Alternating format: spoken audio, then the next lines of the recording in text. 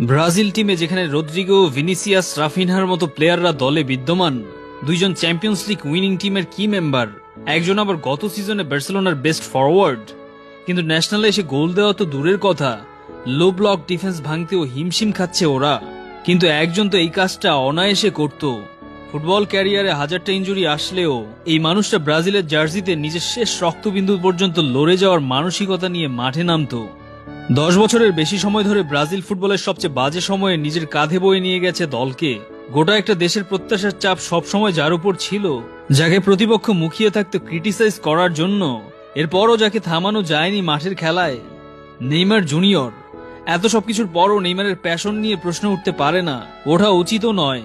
কিন্তু নিন্দুকেরা বলার সময় তো কম নিন্দে করেন না। বলা যায় নেইমার জুনিয়র ভুল সময়ে এসে পড়েছিল ব্রাজিলের জাতীয় দলে।